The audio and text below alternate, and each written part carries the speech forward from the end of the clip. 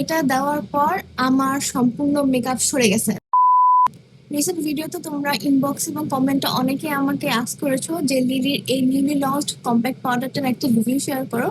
So, আজকে তোমাদেরকে এটার আমি একটা প্রপার রিভিউ শেয়ার করবো। মাই শেড ইজ মিল্ক অ্যান্ড এরকম ভিতরে কম্প্যাক্টের সেকশন এবং এরকম একটা পাফ থাকবে।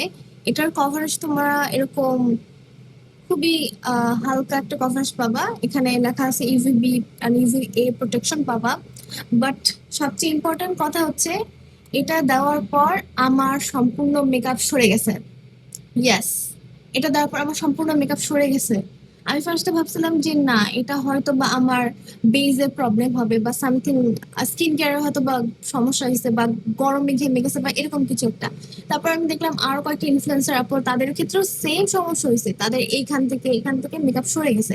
এবং এটা দেওয়ার সাথে সাথে না একটা কেকি ফিল হয়, মানে একটা একটা জায়গায় মেকআপ গুলা দলা বেঁধে থাকে, মুভ হয় না, খুব একটা ভারী ভারী ফিল দেয়। আমি দেখাচ্ছি তোমাদেরকে ক্লোজ দিয়ে।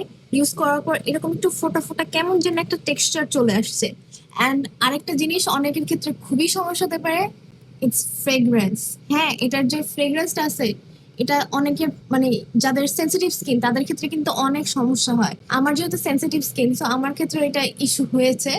অ্যান্ড মেকআপের ক্ষেত্রে তো একদমই হয়েছে। দেশি প্রোডাক্ট ঠিক আছে বুঝলাম, বাট এটা আমার ক্ষেত্রে একদমই কাজ করে নাই। So it's a big no for me. এবং নেক্সট কোন প্রোডাক্টের রিভিউ জানতে চাও কমেন্ট করে জানাও।